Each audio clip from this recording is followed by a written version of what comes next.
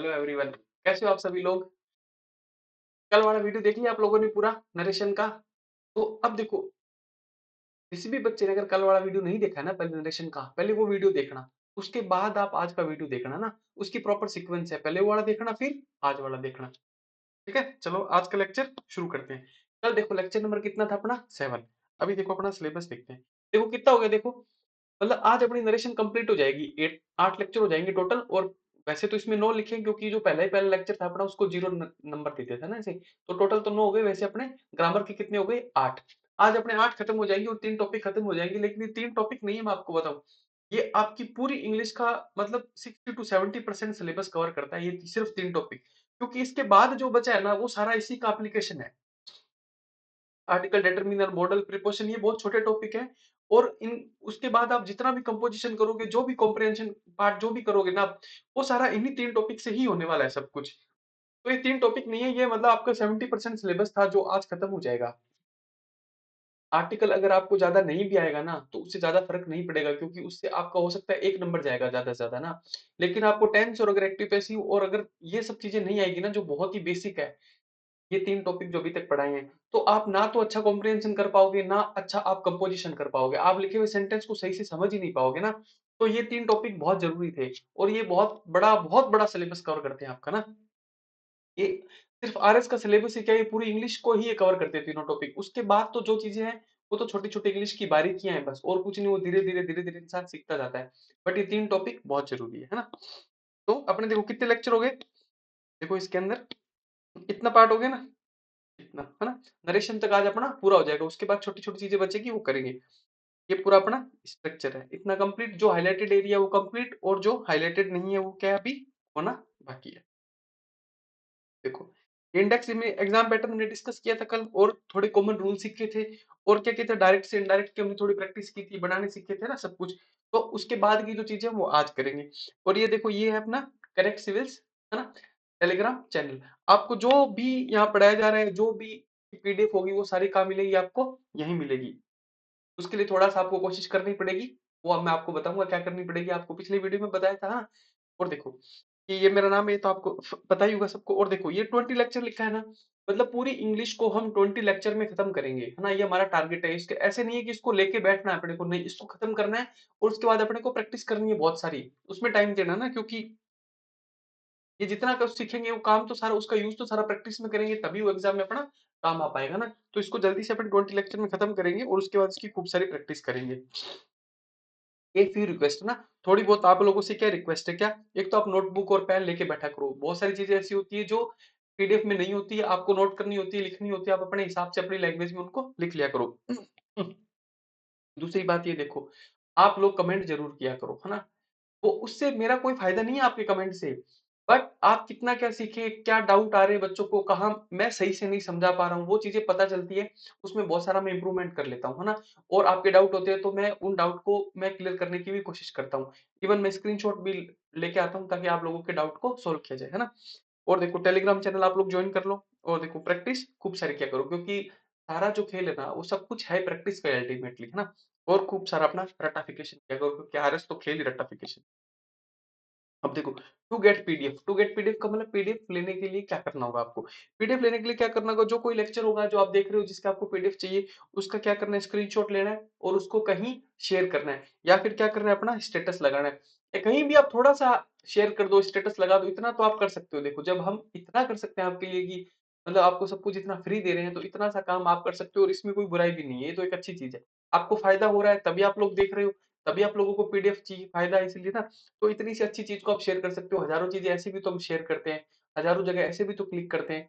तो अगर कुछ अच्छा करते हैं तो कोई बुराई नहीं है उसमें ना। तो आप इतना करना और फिर क्या करना, उस का स्क्रीनशॉट लेके जो स्टेटस लगाया है, जहां कहीं भी आपने शेयर किया, उसका स्क्रीनशॉट लेके आप क्या करना, कनेक्ट सिविल्स पे, यहाँ लेट्स कनेक्ट इट पे सेंड कर देना। बस आप सिर्फ सेंड करके छोड़ देना। उसके बाद आपको कुछ नहीं करना। आपको इस लेक्चर की पीडीएफ वहां मिल जाएगी, और बहुत सारी पीडीएफ भी आपको मिल जाएगी, वन वर्ड की, फ्रेजल वर्ब की, खूब सारी। तो वहां सारी आपको पीडीएफ मिलती रहेगी, है ना। लेकिन लेट्स कनेक्ट इट पे उसको आप सेंड कर देना बस। और कुछ हाय हेलो नमस्कार कुछ मत लिखना, आप सिर्फ सेंड करके छोड़ देना, आपको अपने आप पीडीएफ मिल जाएगी। उसके बाद देखो ये जो एग्जाम का पैटर्न था वो देखा था हमने कल। अब हमने क्या देखा था कल, और क्या क्या सीखा था।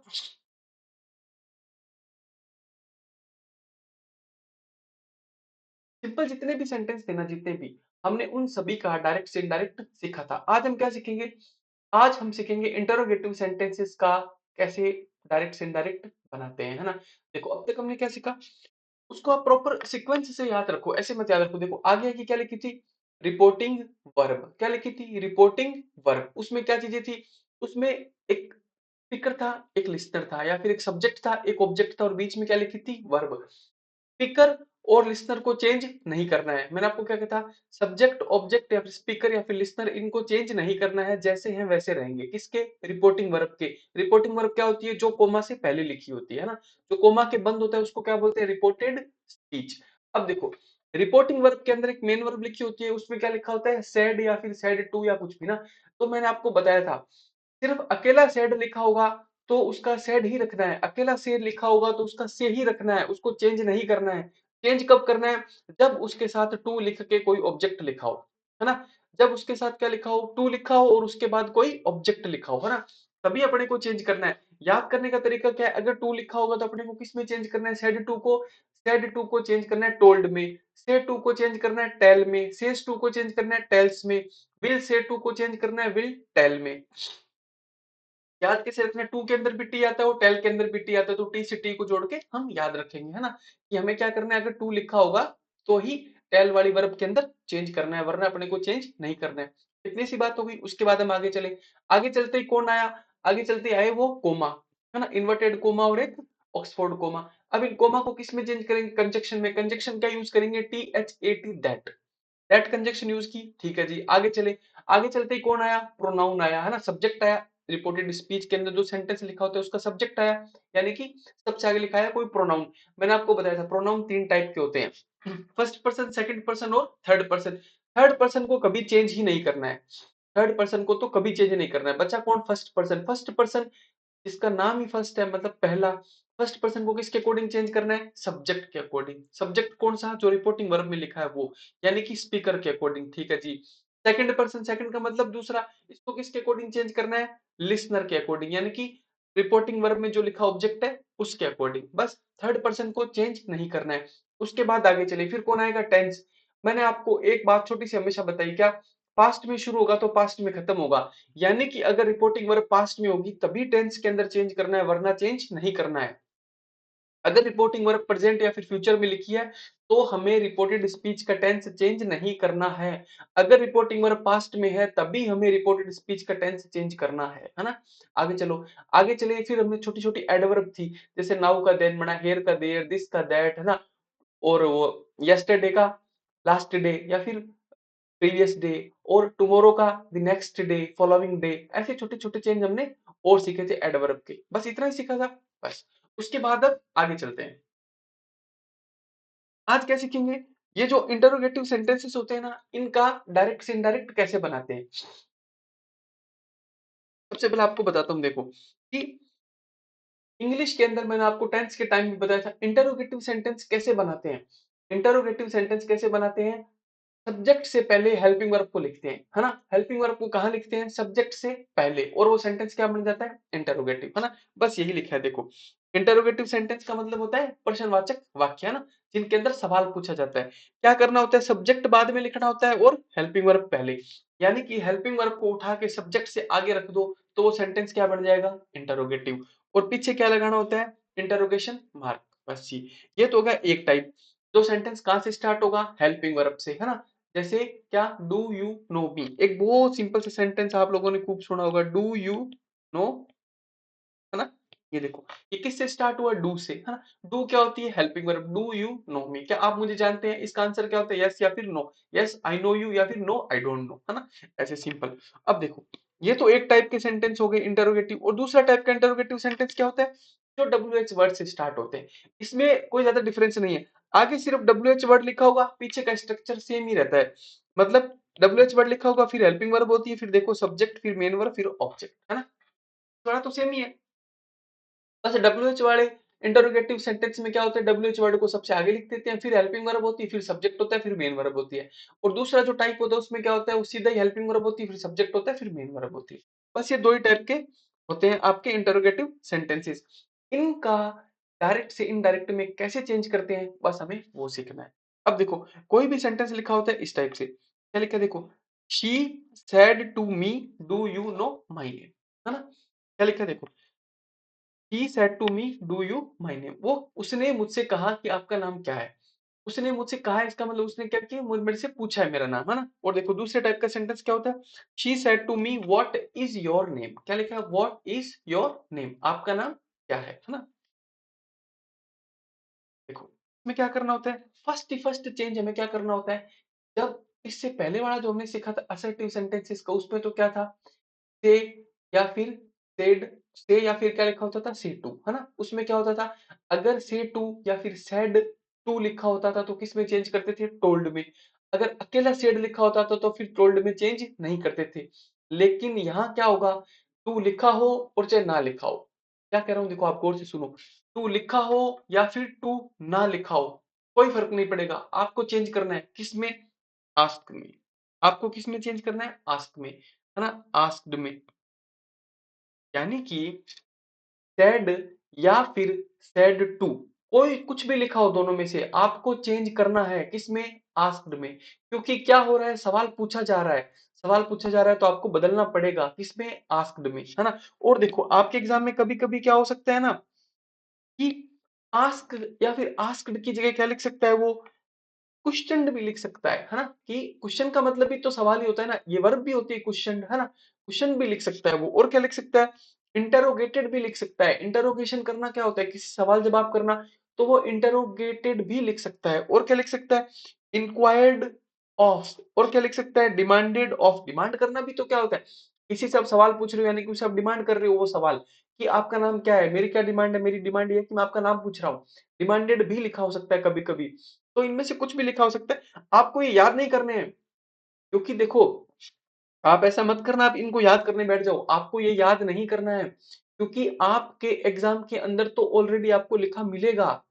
तो आप इनको याद मत करना, आप तो बस अपने दिमाग में रखो कि ऐसी चीजें भी होती है, आस्क्ड भी होता है, इंटरोगेटेड भी होता है, क्वेश्चन भी होता है, इंक्वायर्ड ऑफ भी होता है, डिमांडेड ऑफ भी होता है ना?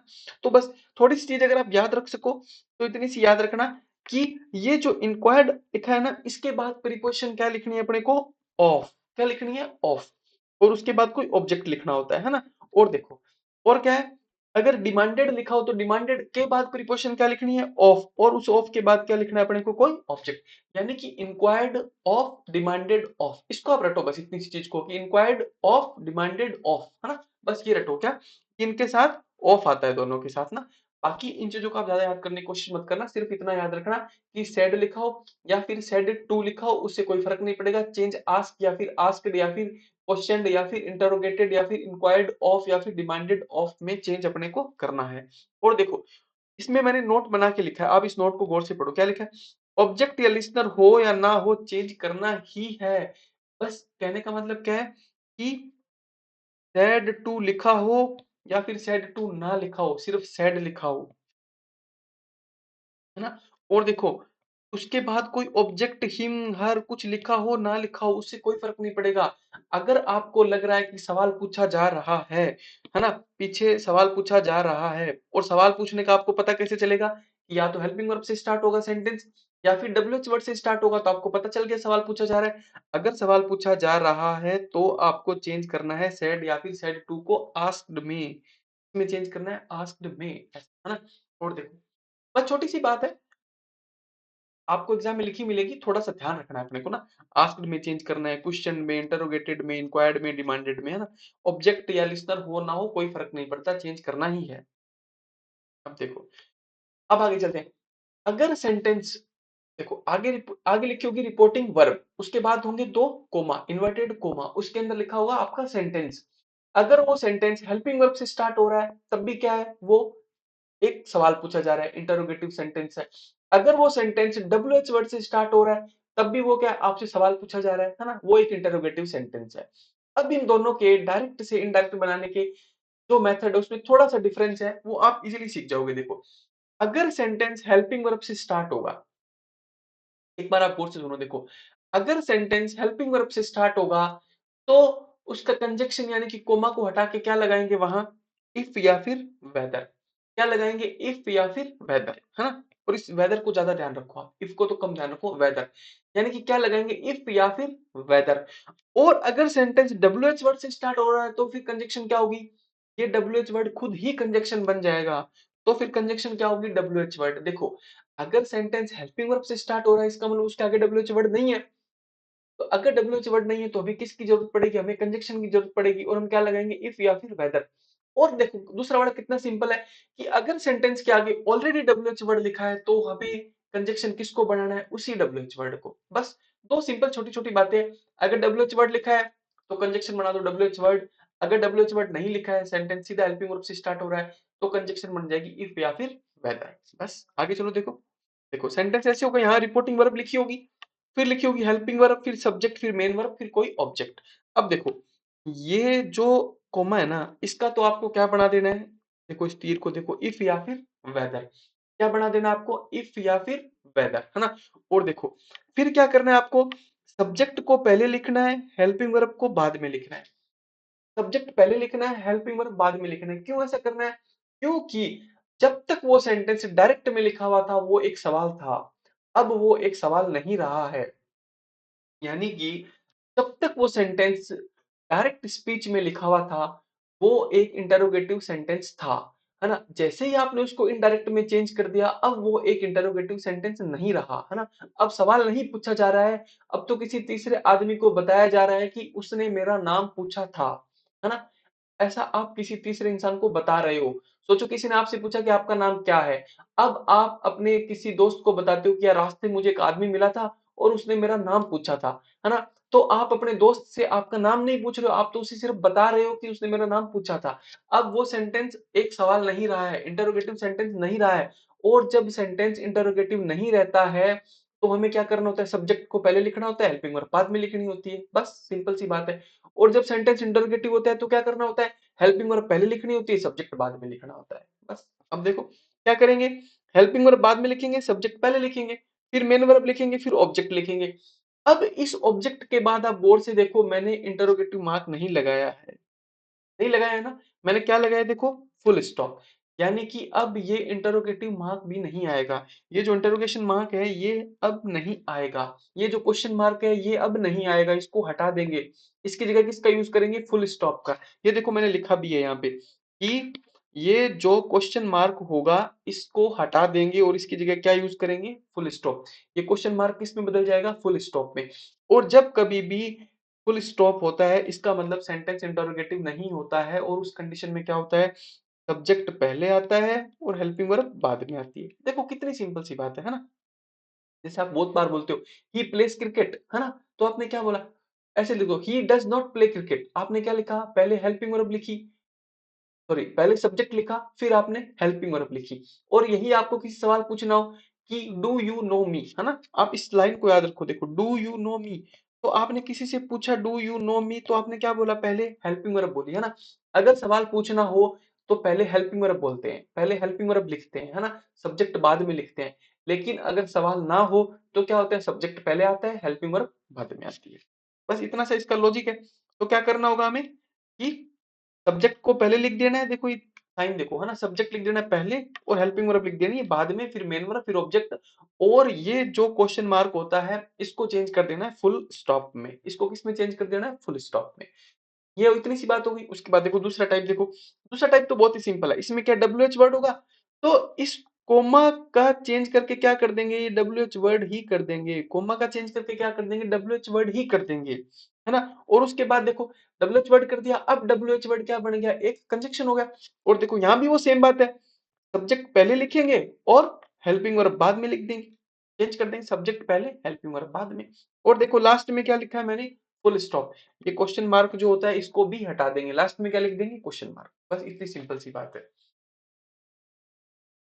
तो क्या सीखा आपने कि आगे रिपोर्टिंग वर्ब होगी, उसमें क्या होगा, सेड लिखा हो, सेड टू लिखा हो, कोई फर्क नहीं पड़ेगा। आपको किस में चेंज करना है, आस्क्ड में चेंज करना है ना।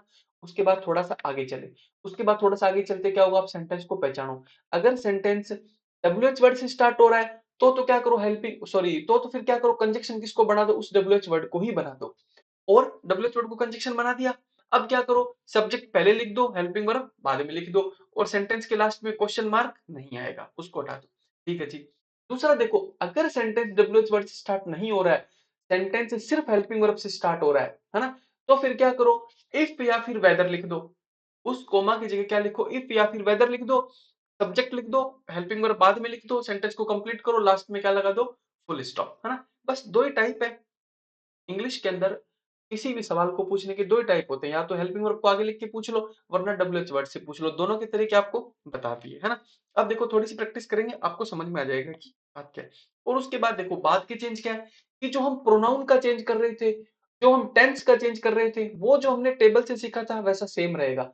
अगर सेंटेंस पास्ट में स्टार्ट होगा तो खत्म भी किस में होगा, पास्ट। ये बात अपने को, अब देखो पहले ही पहले सेंटेंस क्या लिखा है, the doctor said to the patient, what did you eat for breakfast today? देखो आप इसको सीधे दिमाग में सोचने की कोशिश करो, क्या लिखा है, the doctor said to the patient, what did you eat for breakfast today. Doctor सवाल पूछ रहा है ना। अब किसको चेंज करेंगे, इनडायरेक्ट में, इसको किस में चेंज कर देंगे, इनडायरेक्ट में। अब मैंने आपको बताया था, चाहे सेड टू लिखा हो, और यहाँ पर अगर सेड टू लिख के सिर्फ सेड भी लिखा होता तब भी उसका क्या बना देते, आस्क्ड, है ना। The doctor asked the patient, बना दिया इतना, ठीक है जी। उसके बाद अब किसकी बारी आ गई, वो कोमा की। मैंने आपको बताया था, अगर सेंटेंस डब्ल्यूएच वर्ड से स्टार्ट हो रहा है तो उस कोमा को हटा देंगे, डब्ल्यूएच वर्ड, तो दोनों को हटा के उसकी कंजक्शन सिर्फ क्या रह जाएगी, वो डब्ल्यूएच वर्ड ही रह जाएगी, हाँ। यानी कि उस कोमा की जगह कंजक्शन कौन आ जाएगा, वो डब्ल्यूएच वर्ड ही, है ना। तो लिख दो सीधा का सीधा डब्ल्यूएच वर्ड, कौन सा था, व्हाट का व्हाट लिख दो, लिख दिया। फिर मैंने आपको बताया था, अब लिखेंगे सब्जेक्ट पहले। अब क्या लिखेंगे, सब्जेक्ट पहले। अच्छा उसके अंदर सब्जेक्ट कौन है, देखो उसके अंदर सब्जेक्ट था आपका यू। यू कैसा पर्सन है, सेकंड पर्सन, किसके अकॉर्डिंग बदलेगा, ऑब्जेक्ट किया, या फिर लिसनर के अकॉर्डिंग। लिसनर या फिर ऑब्जेक्ट कौन है, पेशेंट। पेशेंट क्या है, थर्ड पर्सन, उसके लिए प्रोनाउन क्या होगी, ही। यानी कि यू का क्या बना देंगे, ही। व्हाट, ही।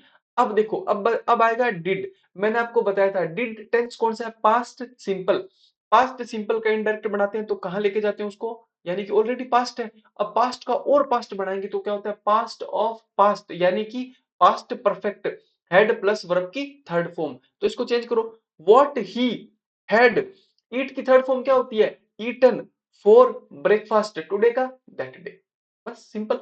और जो पीछे क्वेश्चन मार्क था ना, उसको हटा देंगे, उसकी जगह क्या लगाएंगे, फुल स्टॉप। समझ गए आप लोग, इतनी सिंपल सी चीज। The doctor asked the patient what he had eaten for breakfast that day. अब देखो मैं आपको एक काम की बात और बताता हूँ। मैंने जब आपको टेंस पढ़ाया था तो मैंने पहले दिन आपको एक बात बताई थी, पास्ट में शुरू होगा तो खत्म भी किस में होगा, पास्ट में। वो बात आप याद रखना। उसके बाद मैंने आपको एक बात और बताई थी टेंस के अंदर, कि सेंटेंस की स्टार्टिंग अगर डब्ल्यूएच वर्ड से होगी तो उसके बाद कौन आएगा, हेल्पिंग वर्ब, हाँ। और फिर मैंने एक बात बताई थी कि सेंटेंस चलते चलते अगर बीच में डब्ल्यूएच वर्ड आएगा तो उसके बाद कौन आएगा, सब्जेक्ट। तो क्या बताया था, तो उसके बाद कौन आएगा, सब्जेक्ट। ये जो मैंने आपको अभी जो सिखाया ना, ये एक तरीके से मैंने आपको वही बता दिया था कि क्या होगा। अब देखो चलते चलते देखो sentence, the doctors asked the patient, ठीक है। चलते चलते बीच में कौन आया, डब्ल्यूएच वर्ड। चलते चलते बीच में डब्ल्यूएच वर्ड आया तो इसके बाद किसको लिखना है, सब्जेक्ट को। सब्जेक्ट कौन है, ही। वो बात यहीं से निकाली थी मैंने ना। अब किसको लिखना है, सब्जेक्ट को। सब्जेक्ट कौन है, he had eaten for breakfast that day, है ना। अब आप ऐसी गलती मत करना, हेड को आगे लिख दो, ही को बाद में लिख दो, है ना। क्योंकि ये बात मैंने आपको दो तरीके से बता दी है, देखो। एक तो चलते चलते बीच में डब्ल्यूएच वर्ड आएगा तो उसके बाद कौन आएगा, सब्जेक्ट। उसके बाद कौन आएगा, हेल्पिंग वर्ब। सब्जेक्ट लिखा है देखो, ही हैड ईटन, है ना। ठीक है जी, ये तो बात आप समझ गए। अब आप एक बात कहोगे कि सर ऊपर वाले सेंटेंस में भी तो ऐसा ही हो रहा है ना, चलते चलते बीच में डब्ल्यूएच वर्ड आ रहा है ना। देखो क्या लिखा है, the doctor said to the patient, फिर कोमा व्हाट डिड। तो फिर इसके अंदर व्हाट के बाद हेल्पिंग वर्ब क्यों लिखी है आपने, है ना। यहाँ भी सब्जेक्ट होना चाहिए था। तो देखो मैं आपको एक बात बताता हूँ, कि क्या होता है ना, एक जो कोमा होता है ना, कोमा, ये कोमा एक्चुअली में फुल स्टॉप होता है, उसका छोटा भाई होता है, ये मान लो आप। कोमा एक्चुअली में क्या होता है, फुल स्टॉप का छोटा भाई होता है। फुल स्टॉप पे क्या होता है, सेंटेंस खत्म हो जाता है ना। उसके बाद जो शुरू होता है वो नया सेंटेंस होता है ना। वैसे ही इस कोमा के साथ भी होता है। जहां आपने कोमा लिख दिया ना, वहां एक बार के लिए सेंटेंस टूट गया, वहां एक बार के लिए सेंटेंस क्या हो गया, टूट गया। अब उसके बाद आप जो लिखोगे वो एक तरीके से नया सेंटेंस होगा, है ना? तो देखो, इन दोनों सेंटेंस में बहुत डिफरेंस है। ये सेंटेंस पूरा कंटिन्यू चल रहा है, चलते चलते बीच में कौन आ रहा है? WH वर्ड, है ना? लेकिन ये सेंटेंस देखो चलना तो शुरू हुआ, बट बीच में कौन आ गया? कोमा। कोमा आते ही सेंटेंस टूट गया। अब उसके आगे जो लिख रहे हो सेंटेंस नया स्टार्ट हो रहा है, और नया सेंटेंस किससे स्टार्ट हो रहा है? WH वर्ड से। मैंने आपको बताया था अगर सेंटेंस WH वर्ड से स्टार्ट होगा तो उसके बाद हेल्पिंग वर्ब आएगी। कौन आएगी? Helping verb. और अगर चलते चलते बीच में WH वर्ड आएगा तो उसके बाद कौन आएगा? सब्जेक्ट आएगा, है ना? बस दो सिंपल छोटी छोटी बातें हैं। और अगर आपको ये ऐसे भी ना याद रहे तो इसका एक सिंपल मेथड और बताता हूं। आप लोगों को ये सेंटेंस सभी को पता है कि व्हाट इज योर नेम। अगर आप किसी से सवाल पूछते हो तो आप ऐसा ही बोलते हो व्हाट इज योर नेम, यानी कि आपने WH वर्ड बोला और उसके बाद क्या बोली? देखो helping verb, what is your name, है ना? बस ऐसा ही है, WH वर्ड है, हेल्पिंग वर्ब है। और अगर WH वर्ड सेंटेंस के बीच में आएगा तो इसका उल्टा हो जाएगा, सब्जेक्ट पहले आ जाएगा, हेल्पिंग वर्ब बाद में चली जाएगी। बस इतनी सिंपल सी बात है। चले आगे, आगे चलते हैं। देखो, he said to them have you deposited your fee, है ना? Your fees. एक बार आप ट्राई करो खुद, फिर देखो मैं आपको बना के दिखा दूंगा। थोड़ी सी खुद ट्राई किया करो, है ना? वीडियो को पॉज कर लिया करो और आप खुद ट्राई किया करो एक बार बनाने की। जैसा बने गलत सही उसके बाद आंसर तो इसका मैं आपको बता ही दूंगा, बाद में देख लेंगे, बट एक बार ट्राई जरूर किया करो। क्या लिखा देखो, ही सेड टू देम। अब देखो फिर क्या लिखा है? हैव लिखा है, इसका मतलब सेंटेंस कैसा है? इंटरोगेटिव है, यानी कि सवाल पूछा जा रहा है ना? सवाल पूछा जा रहा है आपसे। तो फिर मैंने आपको एक बात बताई थी कि आपको चाहे सेड लिखा हो या फिर चाहे सेड टू लिखा हो, आपको चेंज करना पड़ेगा किसमें? आस्क्ड में। इसमें चेंज करना पड़ेगा आस्क्ड में। तो आप क्या लिखो? He asked them. फिर मैंने आपको एक बात बताई थी कि वो जो कोमा होंगे उसका क्या बना देंगे? इफ या फिर वेदर। इफ या फिर वेदर। देखो यहां अगर WH वर्ड होता तो हमें इफ या फिर वेदर लिखने की जरूरत नहीं थी, बट यहां पर कोई WH वर्ड है ही नहीं, तो हमें क्या करना पड़ेगा? इफ या फिर वेदर लिखना पड़ेगा। तो मैं यहाँ दोनों लिख देता हूं, आपका जो मन करे वो लिख दिया करो, बट अगर आप मेरी बात मानो तो आप वेदर को ही प्रेफर किया करो ज्यादा, है ना? वेदर मतलब वेदर हर कंडीशन में सही होता है, ठीक है? देखो इतना लिख दिया आपने, इफ या फिर वेदर। अब मैंने आपको एक बात बताई थी, देखो क्या, कि जब कभी भी सेंटेंस इंटरोगेटिव होता है तो क्या करते हैं हम इंग्लिश के अंदर? हेल्पिंग वर्ब आगे लिखते हैं। लेकिन अगर सेंटेंस इंटरोगेटिव नहीं होता है तो हेल्पिंग वर्ब आगे नहीं, सब्जेक्ट के बाद लिखते हैं। और सेंटेंस अब हमें क्या करें? इनडायरेक्ट में चेंज कर रहे हैं तो सेंटेंस इंटरोगेटिव नहीं रहेगा, क्योंकि हम इस क्वेश्चन मार्क को हटा देंगे। इसका मतलब सेंटेंस इंटरोगेटिव नहीं रहेगा। और जब सेंटेंस इंटरोगेटिव नहीं रहेगा तो क्या करना होगा? सब्जेक्ट पहले, हेल्पिंग वर्ब बाद में। अच्छा, सब्जेक्ट कौन है यहाँ पे? यू। यू कौन सा पर्सन होता है? सेकंड। सेकंड पर्सन किसके अकॉर्डिंग बदलता है? ऑब्जेक्ट। किसके अकॉर्डिंग? ऑब्जेक्ट। ऑब्जेक्ट कौन है? देम। देम के अकॉर्डिंग क्या हो जाएगा? दे। Whether they. ठीक है जी। अब हैव लिख सकते हैं क्या? नहीं। क्यों? क्योंकि सेंटेंस स्टार्ट किस में हो रहा है? पास्ट में। खत्म भी किस में होगा? पास्ट में। तो क्या लिखो? They had deposited. ठीक है जी। अब योर कैसा पर्सन है? Second person. किसके अकॉर्डिंग बदलेगा? ऑब्जेक्ट या फिर लिसनर के अकॉर्डिंग, जो कि कौन है? देम। तो योर का क्या बन जाएगा? देयर। और फीस का? फीस। और क्वेश्चन मार्क नहीं लिखेंगे लास्ट में, क्या लगा देंगे? Full stop. मैं आपको एक बात और बताता हूं, देखो ये आपने पूरी डायरेक्ट से इनडायरेक्ट बनाना सीखा, सीखा ना आपने? मैं आपको एक बात बताऊं, ये जो प्रोनाउन की एरर है ना, ये आपको एग्जाम में कभी नहीं मिलेगी। ये बात अगर आप भूल भी जाओगे ना कि फर्स्ट पर्सन किसके अकॉर्डिंग बदलेगा, सेकंड पर्सन किसके अकॉर्डिंग बदलेगा, कौन कैसे बदल रहा है, तब भी कोई ज्यादा प्रॉब्लम नहीं होगी, क्योंकि एग्जामिनर ये आपको ऑलरेडी लिख के देगा। वो तो आपको लिख के देगा पहले से, दे, यू, आई, मी, कुछ भी। और आपको डायरेक्ट का सेंटेंस तो कहीं मिलेगा नहीं। तो उसने चेंज कैसे किया, वहां क्या लिखा हुआ था पहले से, उससे आपको कोई फर्क नहीं पड़ेगा। आप प्रोनाउन एग्जाम आपके आपके स्पेशली आपके RS के एग्जाम के पॉइंट ऑफ व्यू से मैं आपको बता रहा हूँ, आपके प्रोनाउन के चेंज करने पर कोई फर्क नहीं पड़ेगा, है ना? आप यहाँ कुछ भी लिखो, दे लिखो, हाँ, क्योंकि आप एक बात सोच के देखो, आपको क्या पता यहाँ यू की जगह आई लिखा था? आपको क्या पता यू की जगह आई लिखा था? क्योंकि आपको ये चीज तो लिखी मिलेगी नहीं एग्जाम में। आपको तो ये लिखा हुआ मिलेगा, सीधा सीधा आपको तो ये लिखा मिलेगा, है ना? क्या पता है यू की जगह आई लिखा हुआ था। और आई किसके अकॉर्डिंग बदलेगा? आई किसके अकॉर्डिंग बदलेगा? सब्जेक्ट के अकॉर्डिंग। सब्जेक्ट कौन है? ही। तो फिर यहाँ पर तो दे की जगह ही होना चाहिए, है ना? तो यानी कि आप ही लिख दो, दे लिख दो, कोई फर्क नहीं पड़ेगा कि जब तक आपको उसको डायरेक्ट का सेंटेंस आपको नहीं पता है ना, तब तक आप इनडायरेक्ट में क्या चेंज कर रहे हो, आपका वो प्रोनाउन को गलत नहीं कह सकता एग्जामिनर, है ना? तो यहाँ दे लिखा है, ही लिखा है, दोनों सही है। एक बात बताओ, अगर यहाँ ही लिखा होता, आपको क्या पता चला? हो सकता है आई लिखा हो यहाँ, है ना? आई के अकॉर्डिंग तो ही बनेगा, और अगर यू लिखा है तो यू के अकॉर्डिंग दे बनेगा। तो जब तक आपके पास डायरेक्ट का सेंटेंस नहीं है ना, तब तक आपके सारे प्रोनाउन सही हैं। यानी कि आपके एग्जाम में आप ये बात पक्की है कि प्रोनाउन की एरर नहीं आएगी, है ना? समझ गए आप लोग क्यों नहीं आएगी? क्योंकि वो बन ही नहीं सकती है। प्रोनाउन की एरर वो देगा नहीं। और मैं आपको एक बात बताऊं, जिस चीज को आप सबसे हल्के में ले रहे हो ना, किसको? इस क्वेश्चन मार्क को, इस क्वेश्चन मार्क को, इसकी एरर आ सकती है। एग्जामिनर क्या करेगा ना, पूरा सेंटेंस इनडायरेक्ट में लिख देगा और लास्ट में क्वेश्चन मार्क लगा के छोड़ देगा।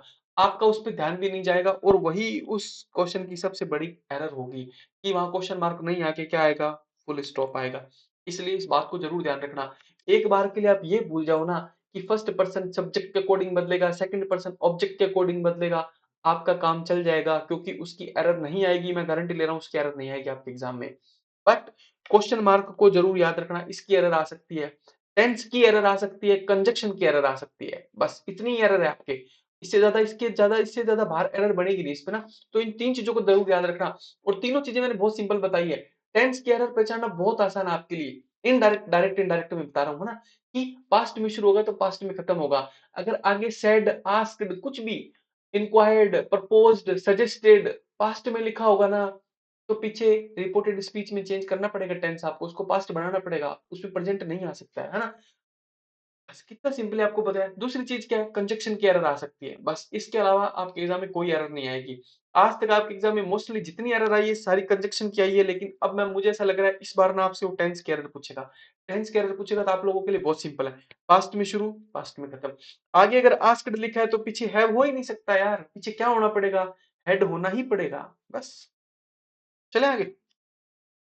तो ये एक्चुअली में डायरेक्ट इनडायरेक्ट सीखना जितना मुश्किल है ना, आपके एग्जाम के पॉइंट ऑफ व्यू से उतना मुश्किल आएगा ही नहीं, है ना? तो इसका क्या बनाया था हमने? ही आस्क्ड देम इफ या फिर whether they had deposited there fees, है ना? ठीक है, आगे चले। विजय सेड, अब देखो सिर्फ क्या लिखा है? विजय सेड, सेड टू नहीं लिखा है ना? क्या लिखा है? सिर्फ विजय सेड। लेकिन हमें क्या लिखना पड़ेगा? विजय, मैंने आपको बताया था सेड लिखा हो, सेड टू लिखा हो, कोई फर्क नहीं पड़ेगा, आपको चेंज करना ही करना है। क्या चेंज करना है? आस्क्ड, विजय आस्क्ड, है ना? अब देखो आगे का सेंटेंस क्या लिखा है? मे क्या होती है? एक हेल्पिंग वर्ब होती है। यानी कि सेंटेंस किससे स्टार्ट हो रहा है? हेल्पिंग वर्ब से। अगर सेंटेंस डब्ल्यूएच वर्ड से स्टार्ट हो रहा होता तो हम कंजक्शन क्या बना देते? उसी डब्ल्यूएच वर्ड को बना देते।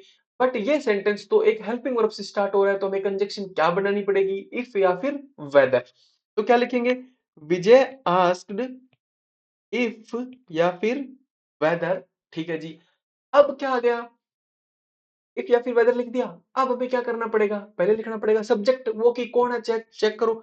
सब्जेक्ट है आई, है ना? सब्जेक्ट यहाँ पे क्या लिखा है? आई। आई किसके अकॉर्डिंग बदलेगा? फर्स्ट पर्सन के अकॉर्डिंग। और फर्स्ट पर्सन कौन है? विजय। विजय कौन सा होता है? Third person. यानी कि आई का हम क्या बना देंगे? विजय। लेकिन विजय ना लिख के हम उसकी जगह क्या लिखते हैं? ही। Whether he. अब देखो, अब हमें क्या लिखना है? मे। अब एक बात सोच के देखो आप लोग खुद, क्या हम मे का यूज कर सकते हैं? नहीं कर सकते हैं। क्यों? क्योंकि सेंटेंस किस में स्टार्ट हो गया? पास्ट में। खत्म भी किस में होगा? पास्ट में। चलेगा भी किस में? पास्ट में। तो इस मे की जगह आप क्या लिखो? माइट। क्या लिखो? माइट। ही माइट यूज, है ना? देखो इसमें सेंटेंस को पूरा पढ़ा नहीं, थोड़ा सही से सेंटेंस पूरा ऐसे लिखा है। Vijay said may I use your pen Kriti, है ना? तो हमें कृति को पहले लिखना पड़ेगा थोड़ा सा। कृति को क्या करना पड़ेगा? लिखना पड़ेगा।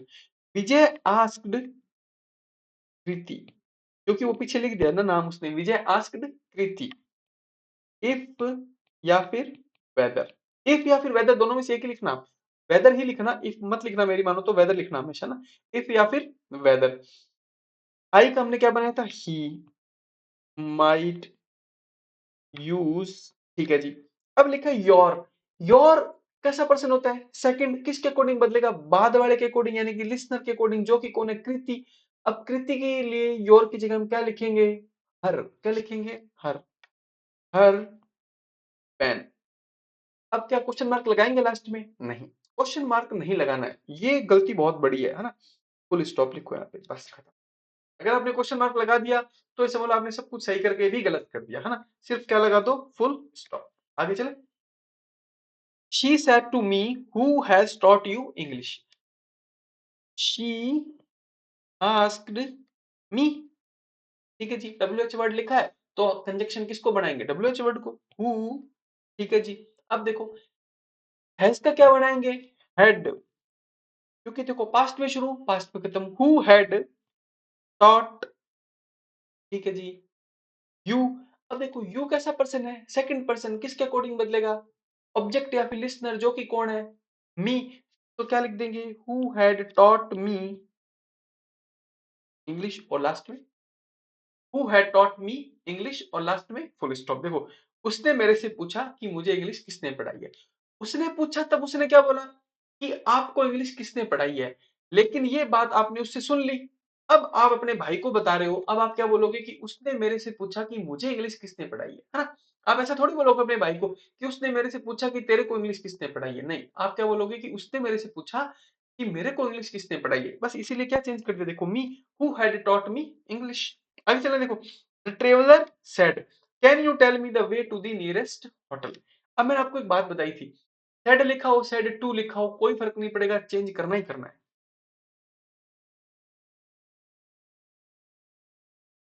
कि ट्रेवलर आस्क्ड। अब देखो, अगर यहाँ डब्ल्यू एच वर्ड होता तो कंजक्शन किसको बनाते? डब्ल्यू एच वर्ड को। अब डब्ल्यू एच वर्ड नहीं है तो कंजक्शन किसको बनाएंगे? इफ या फिर वेदर को। तो हम सीधा क्या लिखेंगे? वेदर। Asked whether. अब देखो यू, क्या लिखा है? यू। यू क्या होता है? सेकंड पर्सन, किसके अकॉर्डिंग बदलेगा? ऑब्जेक्ट के अकॉर्डिंग। अब आप कहोगे सर इसमें ऑब्जेक्ट या फिर लिस्नर तो है ही नहीं। जब कोई भी लिसनर नहीं होता है ना, यानी कि जब कोई सुनने वाला नहीं होता है तो कौन सुनता है उस बात को? उस बात को हम खुद सुनते हैं। जब कोई लिसनर नहीं होता है तो लिसनर कौन होता है? लिसनर मैं होता हूँ, हाँ।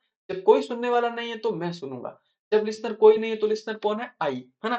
तो हम इस यू को किसके अकॉर्डिंग चेंज करेंगे? आई के अकॉर्डिंग। Whether I. कैन लिख सकते हैं क्या? क्योंकि देखो पहले सब्जेक्ट लिखा, अब लिखेंगे हेल्पिंग वर्ब। कैन लिख सकते हैं? नहीं, क्यों? क्योंकि सेंटेंस अगर पास्ट में स्टार्ट हो गए तो खत्म भी किस में होगा? पास्ट में।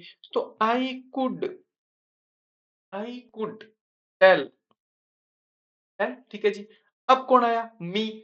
मी कौन सा होता है? फर्स्ट पर्सन, किसके अकॉर्डिंग बदलेगा? स्पीकर या फिर सब्जेक्ट, जो कि कौन है? ट्रेवलर, जो कि क्या है? Third person. तो उसके लिए क्या लिखेंगे? Him. I could tell him the way to the nearest hotel. Same का सेम सेंटेंस, है ना। अब देखो, मैं आपको एक बात बताता हूँ, ये एक्चुअली में रटने की चीज है ही नहीं। आप थोड़ा सा इसको समझ के देखो। आप एक थोड़ा सा इसको विजुलाइज करके देखो कि आप रास्ते में कहीं जा रहे थे, आपको एक व्यक्ति मिला, एक ट्रेवलर, एक यात्री। उसने आपसे पूछा, वो आपसे क्या बोलेगा? कि can you tell me the way to the nearest hotel? क्या वो आपसे ऐसे ही बोलेगा ना? आप इमेजिन करके देखो, आप रास्ते में जा रहे हो, एक यात्री आपको मिलता है, वो आपको ऐसे ही बोलेगा कि भैया, क्या आप मुझे होटल का रास्ता या फिर होटल का एड्रेस बता सकते हो? क्या बोलेगा? क्या आप मुझे क्या आप मुझे होटल का एड्रेस बता सकते हो? है ना, ऐसे बोलेगा। ठीक है जी। अब अब ये जो घटना हुई ना, इस इवेंट को मान लो आप अपने घर पे गए और आप अपनी मम्मी को बताओगे, तो आप क्या बोलोगे? आप ऐसा बोलोगे कि मम्मी, एक ट्रेवलर मिला, उस ट्रेवलर ने मुझे कहा कि क्या मैं उसे, ऐसे बोलोगे ना, क्या मैं उसे होटल का एड्रेस बता सकता हूँ?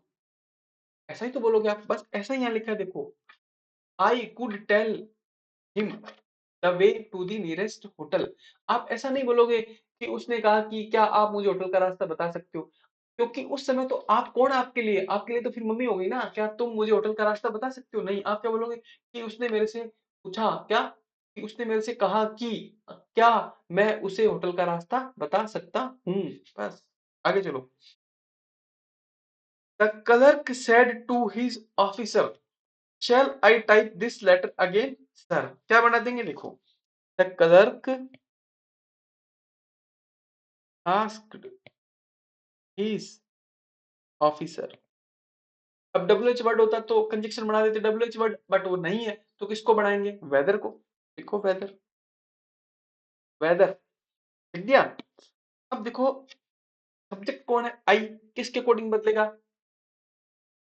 आई किसके अकॉर्डिंग बदलेगा? सब्जेक्ट या फिर स्पीकर के अकॉर्डिंग, जो कि कौन है? कलर, जो कि क्या है? Third person. तो क्या लिखेंगे? ही। अब देखो शैल को किस में चेंज करते हैं? वुड में। विल या फिर शैल को किस में चेंज करते हैं? वुड में। इफ, क्योंकि यहाँ आप विल या शैल नहीं लिख पाओगे। सेंटेंस अगर पास्ट में स्टार्ट होगा तो खत्म भी किस में होगा? पास्ट में। और विल और शैल क्या होते हैं? फ्यूचर। और उनका पास्ट क्या होता है? Would. He would type this letter नहीं होगा, दिस का किस में चेंज कर देते हैं? दैट में।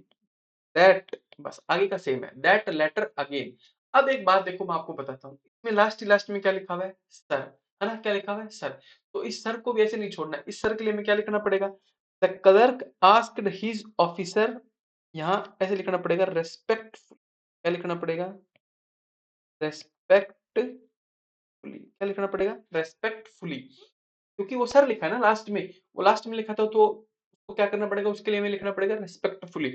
The clerk asked his officer respectfully whether he would type that letter again, whether he would type that letter। आप इसको नोट कर लो अपनी कॉपी में, उसके बाद अपने आगे चलते हैं। आंसर जितने आपको बता रहे ना ये सारे आप लिख लिया करो, क्योंकि जो आपको पीडीएफ मिलेगी उसमें तो ये इस तरीके से सही से लिखा नहीं होगा ना, क्योंकि राइटिंग क्या बाद में आपको समझ में आए ना आए, है ना? तो ये आप अपनी कॉपी में लिख लिया करो। पीडीएफ जो देंगे वो सीधा आपको ऐसे क्वेश्चन फॉर्मेट में दे देंगे ना। आगे चलो देखो, Neha said to Raju why don't you mind your own business. Neha, सीधा बनाओ देखो, नेहा आस्क्ड राजू, ठीक है। डब्ल्यू एच वर्ड लिखा है तो कंजक्शन की जरूरत ही नहीं है अपने को, डब्ल्यू एच वर्ड ही कंजक्शन बन गया, ठीक है। वाई, यू कौन होता है? सेकंड पर्सन, किसके अकॉर्डिंग बदलेगा? ऑब्जेक्ट के अकॉर्डिंग, जो कि कौन है? राजू। तो राजू के लिए क्या लिख देंगे? ही। अब डू लिख सकते हैं क्या? नहीं, क्योंकि सेंटेंस किस में स्टार्ट हो गया? पास्ट में। तो खत्म भी किस में करेंगे सेंटेंस को? पास्ट में। तो क्या लिखेंगे? Did, why he did not mind. अब क्या लिखा है फिर? योर किसके अकॉर्डिंग बदलेगा? ऑब्जेक्ट के अकॉर्डिंग, जो कि कौन है? राजू। तो राजू के लिए क्या आएगा? His own business. बस। Neha asked Raju why he did not mind his own business. बस। वो स्टोरी देखो कितनी बड़ी गलती की है, लास्ट में क्वेश्चन मार्क लगाया, जो कि नहीं लगाना है। सिर्फ क्या लगाना है? Full stop. लास्ट में कभी भी क्वेश्चन मार्क नहीं लगाना है, सिर्फ क्या लगाना है? Full stop. ये गलती माफ नहीं हो पाएगी, बाकी सब कुछ माफ हो जाएगा आपका एग्जाम में। हम्म? तो हमने क्या सीखा? इंटरोगेटिव सेंटेंस का इनडायरेक्ट से इनडायरेक्ट बनाना सीखा। अब देखो जो मुश्किल चीजें थी वो इतनी थी, अब खत्म हो गई। अब जो बचा है वो क्या है? इंपेरेटिव और एक्सक्लेमेटरी और ऑप्टेटिव। अब ये उनसे आसान है, बल्कि जो मुश्किल पार्ट था ना वो हमारा खत्म हो गया। अब जो बचा है वो बहुत सिंपल है ना? इंपेरेटिव सेंटेंस कौन से होते हैं? जैसे हिंदी में होता है ना आज्ञा सूचक सेंटेंस, है ना, जिनमें कोई ऑर्डर होता है हमारे लिए ना, कि जैसे टीचर बोलता है नीचे बैठ जा, बैठ जा। वो सिर्फ क्या बोलता है? वो सब्जेक्ट का यूज नहीं करता है कि आप नीचे बैठ जाओ या तुम नीचे बैठ जाओ, सीधा क्या बोलते हैं? नीचे बैठ जाओ, चुप रहो, है ना? क्लास को क्या बोलते हैं? चुप रहो, सीधा क्या बोलता है? चुप रहो, आज्ञा देता है वो। बस वो इंग्लिश में भी होता है। इंग्लिश में होता है तो उसकी क्या पहचान होती है? कि वो सीधा, अब ये इंपेरेटिव सेंटेंस के नाम से मत डरो, देखो ये सिर्फ क्या है? आज्ञा सूचक वाक्य है। आज्ञा सूचक वाक्य है, जो कि किससे स्टार्ट होते हैं हिंदी में भी? डायरेक्ट वर्ब से। तो बस वर्ब की फर्स्ट फॉर्म से स्टार्ट हो जाते हैं। या फिर देखो कभी कभी किससे? Please, please help me. कोई आपको बोलता है कि कृपया मेरी मदद करो, वैसे नहीं बोलता है प्लीज आप मेरी मदद करो, नहीं, प्लीज मेरी मदद करो, है ना, ऐसे बोलता है। प्लीज से, काइंडली से, डोंट, है ना, डोंट गो, मत जाओ, जल्दी नहीं जाना है ना, ऐसे डोंट, नेवर, लेट, जो इनसे स्टार्ट होते हैं वो क्या होते हैं? इंपेरेटिव सेंटेंस होते हैं। कुल मिला के आपको एक बात बताऊं, इंपेरेटिव सेंटेंस वो होती है जिनका सब्जेक्ट नहीं लिखा होता है आगे, है ना, जिनका सब्जेक्ट नहीं लिखा होता है। हिंदी में भी बिल्कुल ऐसा ही होता है। कोई हमें ऐसे ही बोलता है कि कृपया मेरी मदद कीजिए, है ना, वो ऐसे नहीं बोले कृपया आप मेरी मदद करो, नहीं, कृपया मेरी मदद करो, बस इतना ही बोलेगा। आप नहीं बोलता है वो कभी भी, या तुम नहीं बोलता है, सिर्फ क्या बोलता है? प्लीज मेरी मदद करो, है ना, बस ऐसे ही। उनमें सब्जेक्ट नहीं होता है, वो सेंटेंस होते हैं इंपेरेटिव सेंटेंस। और इनका पैसिव, ओ सॉरी, इनका इनडायरेक्ट बनाना सबसे आसान है। देखो सेड लिखा हो, सेड टू लिखा हो, कोई फर्क नहीं पड़ेगा। इसको चेंज किस में करना है? Ordered, commanded, requested. अगर प्लीज लिखा है तो फिर ऑर्डर्ड में थोड़ी चेंज करेंगे। अगर सोचो प्लीज लिखा है तो फिर किस में चेंज करेंगे? रिक्वेस्टेड में। ऐसा थोड़ी कि लिखा तो प्लीज है, चेंज कर दिया ऑर्डर्ड में, नहीं। ऑर्डर्ड अलग है, कमांडेड अलग है, रिक्वेस्टेड अलग है। किसी में भी बदल सकते हैं सेंटेंस के कॉन्टेक्स्ट के अकॉर्डिंग। Advised, suggested. फॉरबेड का मतलब होता है मना करना। फॉरबेड का मतलब होता है मना करना।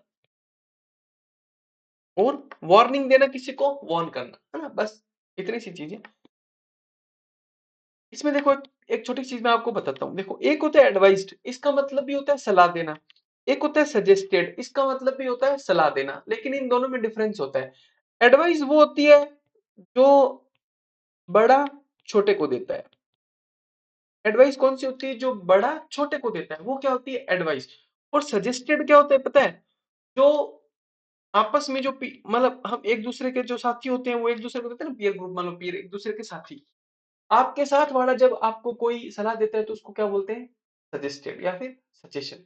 यानी कि बड़ा छोटे को देगा तो वो क्या होगी? एडवाइस। और ये एक बार ये मान लो कि छोटा बड़े को देगा तो क्या हो गया? सजेशन। बस। या फिर साथ वाले को देगा तो क्या हो गया? सजेशन, है ना। और याद रखने का तरीका बताऊं, बहुत सिंपल सा है इसका। क्या? देखो सजेस्टेड कहां से स्टार्ट हो रहा है? एस से। एस का मतलब से का मतलब साथ वाला एडवाइस देगा वो तो क्या? सजेशन। और अगर छोटा बड़े को देगा वो क्या? एडवाइस। बस इस एस से जोड़ के याद रख लो, साथ वाले से ना। एस एस का मतलब साथ वाला। यानी कि कोई आपके साथ वाला आपको कोई सलाह देगा तो वो आपके लिए सजेशन होता है, सजेस्टेड है। लेकिन कोई छोटा, सॉरी, कोई बड़ा छोटे को देगा तो वो एडवाइस्ड है ना। बस आगे चले। फॉरबेड का मतलब मना करना, है ना। वार्न का मतलब किसी को चेतावनी देना। अब देखो, अब इसके अंदर क्या होता है कि जो ये कोमा होते हैं किस में बदल जाएंगे? टू में। किस में बदल जाएंगे? टू में, है ना। आगे देखो। और उसके बाद जैसा सेंटेंस लिखा होगा ना वैसा का वैसा लिख देना है वापस, कोई बदलाव नहीं करना है। टू लिखा, फिर वर्ब की फर्स्ट फॉर्म, क्योंकि देखो वर्ब की फर्स्ट फॉर्म तो ऑलरेडी लिखी होगी। टू लिखा, वर्ब की फर्स्ट फॉर्म, बाकी सेंटेंस चलने दो वैसा ही बस। और देखो, प्लीज, काइंडली, डोंट, नेवर ऐसे शब्दों को क्या कर देते हैं? हटा देते हैं। प्लीज, काइंडली, डोंट, नेवर इस टाइप के शब्दों को हटा देते हैं। क्योंकि रिक्वेस्टेड लिख दिया तो उसमें ऑलरेडी प्लीज आ गया, तो दोबारा प्लीज, काइंडली लिखने की जरूरत नहीं होती है। अब देखो इसके एग्जाम्पल देखो क्या लिखा है? Malaika said to Arjun. मलाइका ने अर्जुन से कहा क्या? Bring a glass of water, मेरे लिए एक पानी का ग्लास लेके आओ, है ना। तो मलाइका ने क्या किया? हो सकता है अर्जुन को ऑर्डर दिया हो, है ना। और मलाइका रोड़ा तो क्या करेगी? अर्जुन कपूर को ऑर्डर ही देगी, वरना क्या करेगी? उसको सजेशन देगी, वरना क्या करेगी? उससे रिक्वेस्ट करेगी, है ना। तो कुछ भी कर सकती है। अब देखो, मलाइका, मलाइका को इसे मलाई लिख देते हैं ना, मलाई। मलाइका ऑर्डर्ड, जो आपको अच्छा लगे वो। मलाइका ने ऑर्डर दिया किसको? अर्जुन को। या फिर आप बोलोगे नहीं, से ऑर्डर नहीं है, ये तो रिक्वेस्ट है, क्योंकि अर्जुन भी कम नहीं है ना। ऑर्डर तो नहीं मानेगा वो। Requested, Malaika ordered, Malaika requested, कुछ भी, है ना। टू अर्जुन, है ना। मलाइका रिक्वेस्टेड, मलाइका ऑर्डर्ड, कुछ भी मतलब। लेकिन यूज एक ही करना, ऐसे मलाइका ऑर्डर्ड लिख लो या फिर रिक्वेस्टेड लिख लेना, बट एक ही यूज करना, मलाइका ऑर्डर्ड अर्जुन। अब क्या लिखना है? Conjunction to. इस कोमा की जगह क्या लिखना है? टू, है ना। टू, उसके बाद टू के बाद जैसा सेंटेंस है ना वर्ब की फर्स्ट फॉर्म के साथ, वैसा का वैसे लिख दो। To bring a glass of water, खत्म बस। सिर्फ इतना सा चेंज किया, मलाइका ऑर्डर्ड अर्जुन टू, बाकी sentence same, to bring a glass of water, खत्म। अगला देखो, I said to him please close the door. Please लिखा है तो क्या? Requested. I requested him, please तो दोबारा लिखने की जरूरत नहीं है। टू, क्योंकि वो जो कोमा है उसका क्या बनाएंगे? टू। प्लीज लिखना ही नहीं है, सीधा लिख दो close the door. I requested him to close the door, कितना सिंपल। देखो, I requested him to close the door. आगे चलो, he said to her kindly. He kindly लिखा है तो क्या लिखना पड़ेगा? He requested her. काइंडली तो दोबारा नहीं लिखना है तो क्या लिख दो? टू। अब बाकी का सेंटेंस सेम, काइंडली को छोड़ के टू वेट। हियर नहीं लिखेंगे, अभी क्या लिखना पड़ेगा इसकी जगह? देयर, अंटिल, है ना। आई, आई कैसा है? फर्स्ट पर्सन है, किसके अकॉर्डिंग बदलेगा? सब्जेक्ट के अकॉर्डिंग। सब्जेक्ट कौन है? ही। तो क्या लिख दो? Until he. अब देखो रिटर्न नहीं लिख सकते क्योंकि रिटर्न तो क्या हो गया? प्रेजेंट। लेकिन सेंटेंस किस में स्टार्ट हो रहा है? रिक्वेस्टेड, पास्ट में। तो प्रेजेंट नहीं लिख पाओगे, किस में चेंज करना पड़ेगा? पास्ट में। तो क्या लिखना पड़ेगा? रिटर्न। बस। चले, टू के बाद ये लिख दिया, उसके बाद तो छोटा मोटा चेंज है वो कर दो, बाकी सेंटेंस क्या है? सेम रहता है हमेशा, है ना? आगे देखो, राखी सेड टू सावंत। ये राखी अलग है, सावंत अलग है। उस राखी के अंदर भी दो कैरेक्टर है, एक राखी है और एक सावंत है ना? तो उसको मैंने अलग अलग कर दिया, राखी और Sawant. Rakhi said to Sawant, don't disturb me, है ना? इसको देखो, इसको आप बहुत तरीके से बना सकते हो, आप अपनी कॉपी में नोट करना। देखो ऐसे इसको, राखी ऑर्डर्ड सावंत, राखी ऑर्डर्ड सावंत, ठीक है। अब क्या लिखा है? Do not. तो टू लिख के वर्ब की फर्स्ट फॉर्म से बना सकते हैं ना? बट अब प्रॉब्लम क्या आ रही है कि नॉट लिखा है। अब इस नॉट का क्या करें? पहले नॉट को ही लिखेंगे। क्या लिखेंगे? Rakhi ordered Sawant not to disturb me को बना देंगे हर। अब क्यों बनाए वो आप देख लेना ना। Not to disturb her. अब मैं आपको एक बात बताता हूं, देखो ये लिखा है टू और ये लिखा है वर्ब की फर्स्ट फॉर्म। दो चीजें हैं, देखो टू प्लस वर्ब की फर्स्ट फॉर्म। आप एक ध्यान रखना, टू की शादी हो रखी है किसके साथ? वर्ब की फर्स्ट फॉर्म के साथ। टू की शादी हो रखी है वर्ब की फर्स्ट फॉर्म के साथ, और वर्ब की फर्स्ट फॉर्म की शादी हो रखी है टू के साथ, है ना? इन दोनों की इंग्लिश के अंदर हो रखी शादी, और इन दोनों के बीच कोई नहीं आ सकता है। इन दोनों के बीच कोई नहीं आ सकता है। तो कभी भी आप ऐसी गलती मत करना कि टू नॉट डिस्टर्ब लिख दो, ये बहुत गलत हो जाएगा। ये तो आपने क्या किया? दो शादीशुदा लोगों का तलाक करा दिया, है ना? दो शादीशुदा लोगों को तोड़ दिया। ऐसा नहीं करना है आपको कभी भी, है ना? इस नोट को क्या करो, अगर लिखना ही है तो आगे लिखो फिर, है ना? इनको आप अलग नहीं कर सकते।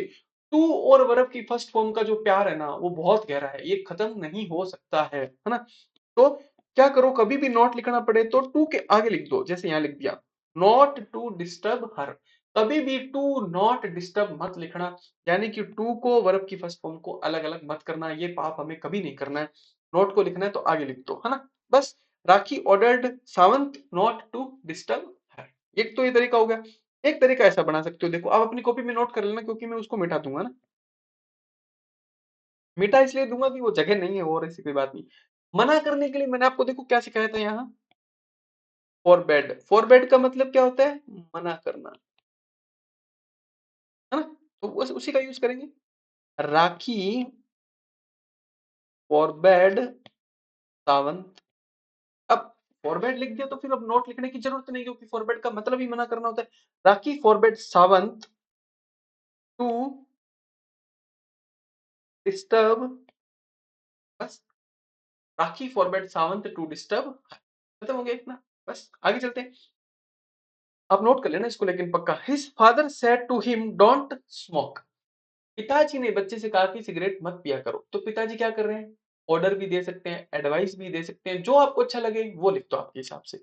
अपने क्या यूज करते हैं? एडवाइस का। जब बड़ा छोटे को सलाह देता है तो उसको क्या बोलते हैं? Advice. His father advised him. अब देखो, आप कभी ऐसा मत लिख देना, अभी आपको समझाया था कि टू नॉट स्मोक ना।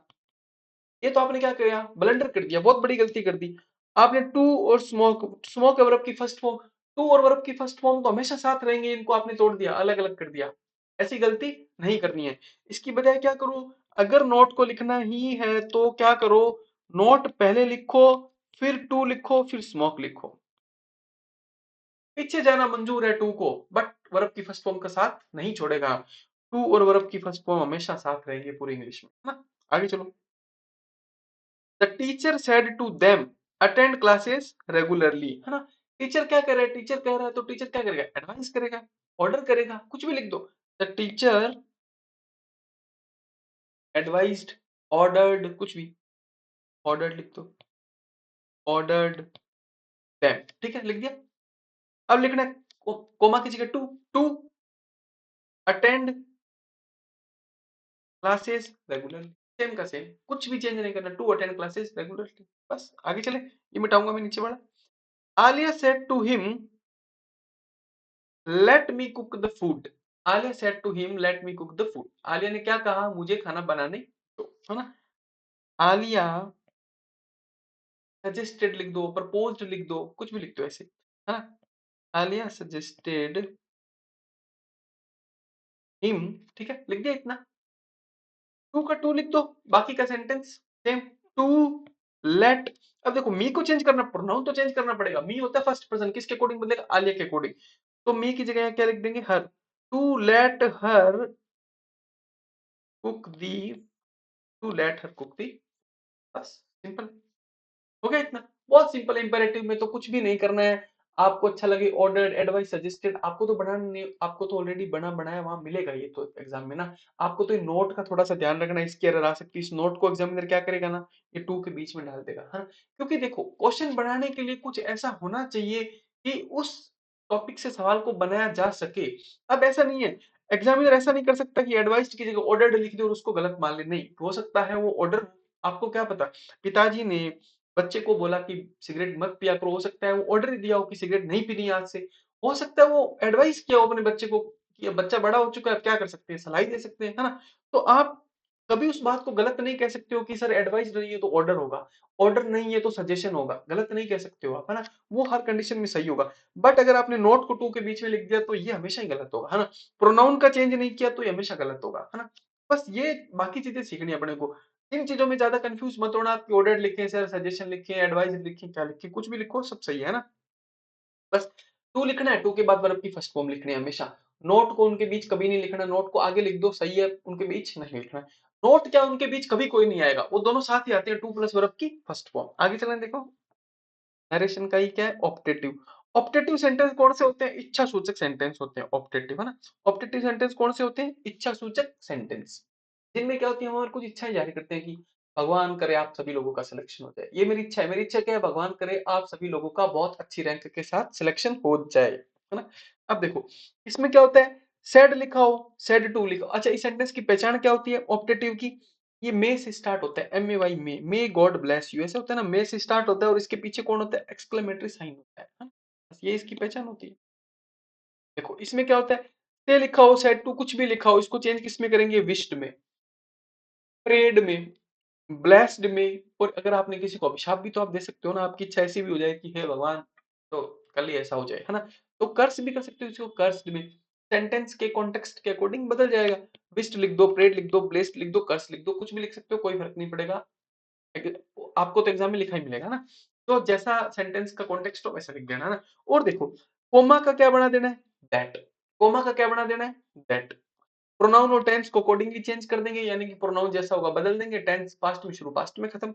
आगे चलो, एक्सक्लेमेटरी साइन को हटा देंगे, क्वेश्चन मार्क, एक्सक्लेमेटरी साइन, ये सब तो हट जाएंगे, ऐसा कुछ नहीं बचेगा ना, इनडायरेक्ट में चेंज करेंगे तो इनको कभी नहीं यूज करना है वापस। चले आगे, देखो इसके सेंटेंस देखते हैं, क्या लिखा है, I said to you may you get success. मैंने आपसे कहा कि भगवान करे आपको सक्सेस मिले, है ना।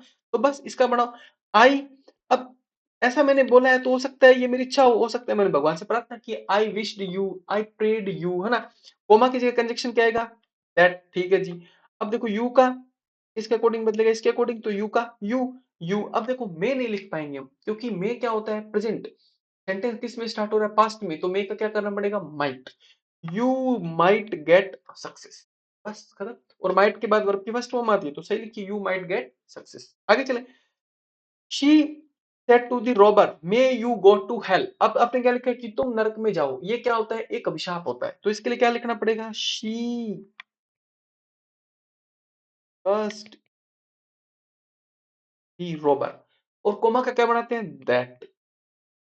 यू इसके अकॉर्डिंग बदलेगा, ऑब्जेक्ट दो कौन है, रोबर। रोबर क्या होता है, थर्ड पर्सन, तो क्या लिखेंगे, ही। मेन लिखेंगे, क्या लिखेंगे, माइट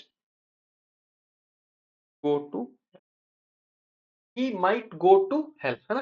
देखो उसने क्या किया, उसने लुटेरे से कहा कि तुम नरक में जाओ। ऐसी बात आपने सुनी कि वो लुटेरे से कह रही थी कि तुम नरक में जाओ।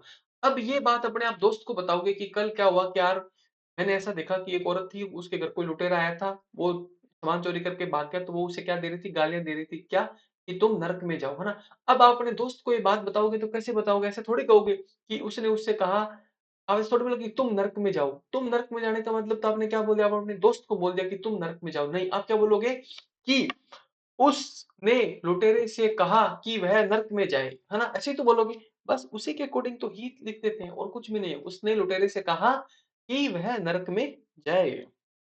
ऐसे थोड़ी बोलोगे उसने लुटेरे से कहा कि तुम नरक में जाओ। तो उस तुम तो तुम्हारे सामने कौन खड़ा है, तुम्हारा दोस्त। और तुमने क्या बोला कि उसने लुटेरे से कहा कि तुम नरक में जाओ। यानी कि उसका मीनिंग क्या हो जाएगा कि उसने लुटेरे से ये बोला है कि तुम्हारा दोस्त नरक में जाए, जबकि सेंटेंस का मीनिंग कुछ और था। तो आपको क्या बोलना पड़ेगा। अगर आप हिंदी में भी ऐसा बोलते हो ना तो वो भी गलत है। ऐसा नहीं है सिर्फ इंग्लिश में गलत है, ये हिंदी में भी गलत है। अगर आप ऐसा बोलते हो कि उसने लुटेरे से कहा कि तुम नरक में जाओ, ये हिंदी में भी गलत है। आपको क्या बोलना पड़ेगा हिंदी में भी, उसने लुटेरे से कहा कि वह नरक में जाए। बस वही छोटा सा चेंज कर देते हैं। यू का क्या बना दिया, ही बना दिया। यही प्रोनाउन है, कुछ नहीं, कॉमन सेंस की चीज है, थोड़ी सी थोड़ा सा दिमाग लगाना, ये ऐसे ही कर दोगे आप, है ना। आगे देखो, my grand mother said may you succeed in the exam. My grand mother GM said, इसको आप प्रेड लिखो, ब्लेस्ड लिखो, कुछ भी लिख दो, है ना, कोई फर्क नहीं पड़ेगा। ब्लेस्ड। तो देखो, एक बात सोचो, ग्रैंड मदर ने अगर ऐसा बोला, किसके लिए बोला, मेरे लिए ही तो बोला ना। क्योंकि देखो माई ग्रैंड मदर लिखा गया, यानी कि मेरी मेरी दादी जी ने कहा। तो क्या लिखेंगे, my grand mother blessed me. अब ऐसा नहीं है कि मी लिखना जरूरी है बहुत, आप नहीं भी लिखो तो कोई फर्क नहीं पड़ेगा। नहीं भी लिखो तो कोई फर्क नहीं पड़ेगा, बट मैं तो आपको समझाने के लिए बता रहा हूँ कि आप मी को लिख सकते हो ना इस तरीके से, क्योंकि आपको पता है कि सुनने वाला कौन है, लिसनर कौन है, मैं। माई ग्रैंड मदर अगर मेरी दादी जी के, तो सुनने वाला कौन है, मैं। और जब कोई सुनने वाला नहीं होता है तब भी सुनने वाला कौन होता है, मैं ही होता हूँ, यानी कि तो मी आएगा। My grand mother blessed me. अब देखो कोमा का क्या बना देंगे, दैट। अब देखो अब आया यू। यू किसके अकॉर्डिंग बदलेगा, ऑब्जेक्ट या फिर लिसनर, जो कि कौन है, मैं खुद। तो क्या लिखेंगे, that I might succeed in the, same का सेम लिख देंगे, आई माइट सक्सीड इन दी, बस सक्सीड लिख देना, I might succeed in the exam. बाकी सेंटेंस सेम रहेगा। अगला देखो, the saint said to me, क्या बना देंगे इसका, द सेंट, क्या क्या सेंट ने, देखो, may God punish you for your sins, भगवान तुम्हें तुम्हारे पापों के लिए सजा दे। तो ये सेंट ने क्या दिया है, अभिशाप दिया है। द सेंट कर्स्ड मी, है ना, सेंट कर्स्ड मी, किस बात का, देखो, मे गॉड पनिश यू। अब देखो कोमा का क्या बना देंगे, दैट। सब्जेक्ट कौन है, गॉड, तो भाई देखो गॉड तो गॉड ही रहेगा, है ना। गॉड, मे का क्या लिख देंगे, माइट। क्यों, क्योंकि पास्ट में शुरू, पास्ट में कहता माइट पनिश। अब देखो यू, यू क्या है, सेकंड पर्सन, किसके अकॉर्डिंग बदलेगा, लिसनर, जो कि कौन है, हिम, जो कि कौन है, हिम। तो यू की जगह क्या लिख देंगे, ही, और क्या लिख देंगे, him. God might punish him for his sins. God might punish him for his sins, भगवान उसे उसके पापों के लिए सजा दे।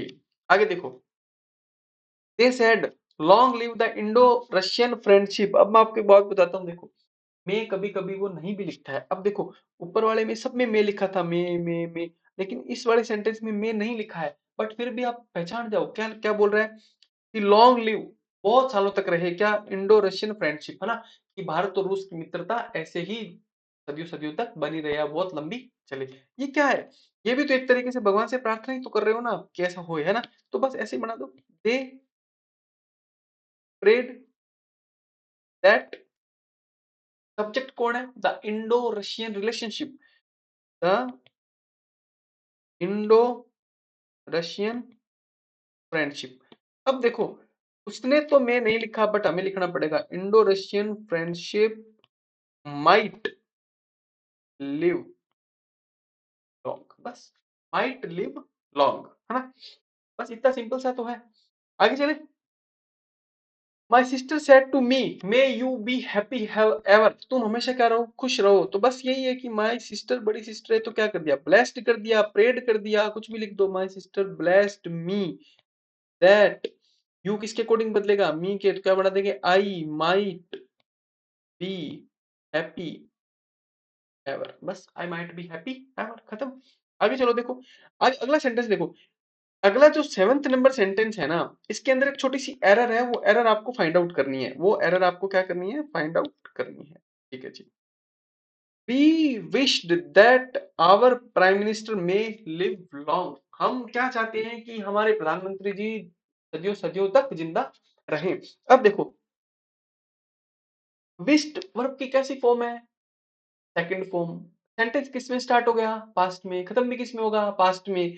तो ये मे क्या होता है, मे, एम ए वाई, मे तो होता है प्रेजेंट, तो मे की जगह क्या लिखना पड़ेगा आपको, माइट लिखना पड़ेगा। मे की जगह क्या लिखना पड़ेगा, माइट लिखना पड़ेगा। ये छोटी सी एरर थी इसके अंदर, आपके एग्जाम में इसी तरह से आएगा। अगला देखो, she prayed god might pardon him, क्या एरर है बताओ इस सेंटेंस में, कंजक्शन नहीं लिखा हुआ है, जो कि यहाँ आएगा और वो क्या होगा, that she prayed that God might pardon him, है ना। बस छोटी छोटी एरर है।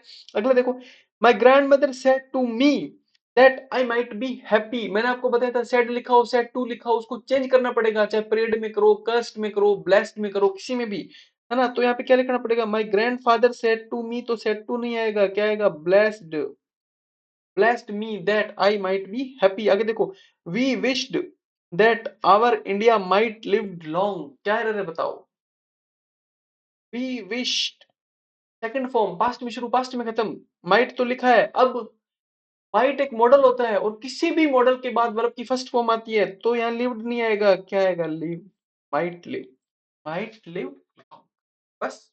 आगे चले, बहुत सिंपल छोटी छोटी सी चीजें, कुछ नहीं है। अभी लास्ट एक छोटा सा टाइप बचा आपका, इसके बाद एक छोटा सा टाइप और एक्सक्लेमेटरी, है ना। एक्सक्लेमेटरी सेंटेंस क्या होते हैं, ये आश्चर्य वाली चीजें होती है, विस्मयादि बोधक वाक्य, है ना, बस वही होते हैं।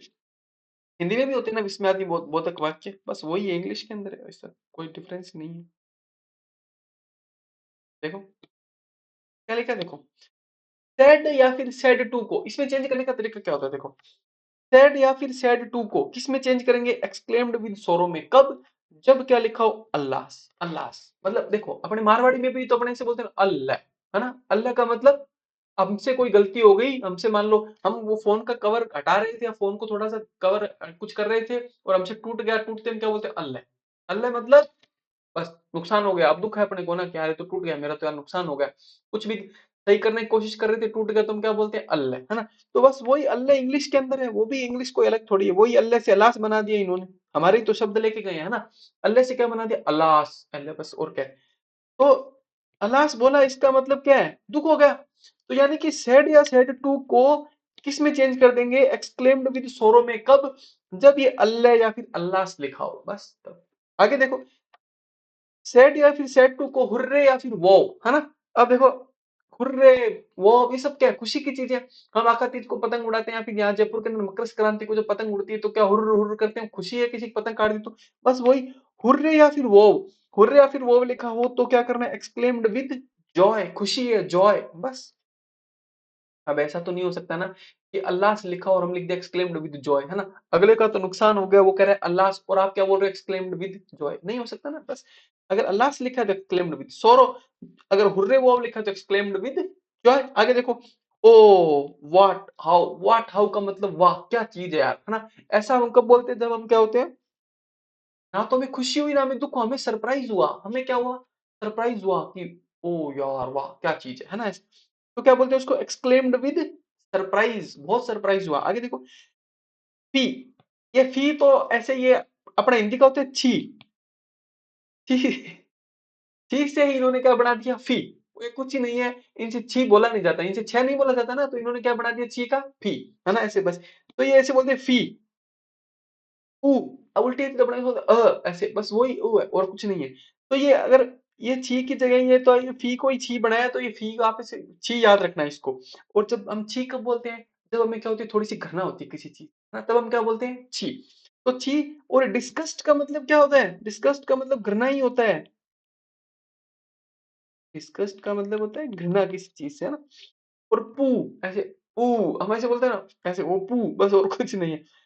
सेड या फिर सेड टू के साथ लिखा हो फी, ऊ, पू, तो ये क्या होता है, एक्सक्लेम्ड विद डिस्गस्ट। और देखो, अगर ऐसे लिखो ब्रेवो, ब्रेवो मतलब शाबाश, वेल डन, बहुत अच्छा, ऐसे तो क्या बोलते हैं, एक्सक्लेम्ड विद प्रेज, प्रेज का मतलब होता है किसी की प्रशंसा करना, एक्सक्लेम्ड विद प्रेज। ये मैंने आपको सिखाया जरूर है, बट ना भी याद रहे तो इसका कोई खास फर्क पड़ेगा नहीं, क्योंकि आपके एग्जाम में बनाना तो आएगा नहीं, है ना। आपको तो ऑलरेडी बना बनाया मिलेगा, बस उसके अंदर कंजक्शन की, टेंस की और इधर उधर छोटी मोटी एरर होगी, इससे ज्यादा कोई एरर आपको मिलेगी नहीं, है ना। तो उनका ध्यान रखना है। स्पेशली आप डायरेक्ट इनडायरेक्ट में आपकी कंजक्शन जरूर याद रखना, आपको कंजक्शन की एरर मिलेगी, क्योंकि इसके बाद जो टेंस की एरर होती है ना, वो आप कभी नहीं भूलोगे।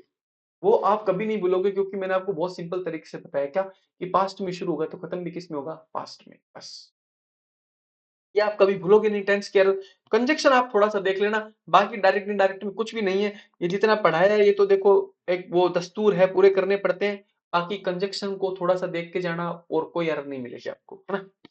जैसे शादी होती है, दो लड़का लड़की बैठे होते हैं, पंडित जी बैठते हैं, पंडित जी इतने वो सब कुछ करवाते हैं। वो सब क्या है, उन वो जो अब, या फिर बहुत सारे जैसे हल्दी का प्रोग्राम है और है सब, ये सब क्या है, ये सब रीति रिवाज एक तरीके से क्या है, ये दस्तूर है। दस्तूर का मतलब क्या होता है, कि भाई साहब फॉर्मेलिटी ये करनी पड़ेगी, है ना, उस तरीके से है ना। तो ऐसी बहुत सारी और भी चीजें आती गई धीरे धीरे ऐसे, तो वो सब क्या है, दस्तूर है ना। तो वैसे ही देखो, ये इतना सब कुछ पढ़ाना कि एक्सक्लेम्ड अल्लाह लिखा होगा तो ऐसे चेंज करना, ये लिखा होगा तो वैसे चेंज, ये मोटे मोटे दस्तूर हैं जो मेरी तरफ से मुझे करने बहुत जरूरी थे, और एक बार करने भी चाहिए। जैसे शादी एक बार करनी चाहिए, वैसे ये एक बार करने जरूरी है ना। बट इनके ऊपर ज्यादा टाइम नहीं देना है। उसके बाद टाइम आप इसी बात पे देना, कंजक्शन को अच्छे से सीखना, कि जो मैंने जितने कंजक्शन बताए ना, डायरेक्ट डायरेक्ट में कौन सा कब यूज करना है, कि उस कोमा का क्या बना देंगे, उस कोमा का क्या बना देंगे, वो आप देखना, उसकी एरर पक्का आएगी। दूसरी एरर टेंस की आपके एग्जाम में पक्का आएगी। टेंस की एरर का ध्यान रखना, हाँ। बस बस छोटी मोटी यही एरर है। टेंस की बहुत सिंपल है, पास्ट में शुरू पास्ट में खत्म, बस। बाकी इससे ज्यादा कुछ है नहीं, है ना। आपके सारे क्वेश्चन सही हो जाएंगे, 200 250 300 क्वेश्चन प्रैक्टिस करके जाना, कुछ भी नहीं बचेगा। अब देखो, एक्सक्लेमेटरी सेंटेंस में कंजक्शन क्या होगी, दैट। आप एक बात नोट करो, सभी जगह कंजक्शन दैट ही दैट है, सिर्फ इंपेरेटिव में टू थी, और एक वो जो हेल्पिंग वर्ब से सेंटेंस स्टार्ट हो रखा था, उसमें इफ या फिर वेदर थी, बस। और कोई तीसरी कंजक्शन ही नहीं है, चिंता करने की कोई बात ही नहीं है ना। बहुत सिंपल छोटा सा टॉपिक है। मैं कह रहा हूँ सही मानो आप रिवाइज करो इस टॉपिक को, तो ये मात्र 10 मिनट का टॉपिक है रिवाइज करने के लिए, सिर्फ 10 मिनट का, बस। 10, मतलब आज के बाद आप कभी भी जिंदगी में डायरेक्ट इनडायरेक्ट को 10 मिनट से ज्यादा मत देना, है ना। बस 10 ही मिनट का काम है ये सारा। दोबारा से ये जो चीजें मैंने सिखाई इनको सीखना मत। कंजक्शन पे ध्यान देना, टेंस पे ध्यान देना, थोड़ा बहुत प्रोनाउन देख लिया, बस खत्म, है ना। ये सब ये अल्लाह फलाह की रटने की जरूरत तो नहीं है, आपके एग्जाम में लिखा आएगा पहले ऑलरेडी, सब कुछ बड़ा बड़ा देगा वो तो, है ना। तो 10 मिनट से ज्यादा मेरे हिसाब से जिंदगी में कभी भी डायरेक्ट इनडायरेक्ट को देना ही मत। एक्टिव पैसिव को 20 मिनट से ज्यादा मत देना, और टेंस को 25 मिनट से ज्यादा मत देना।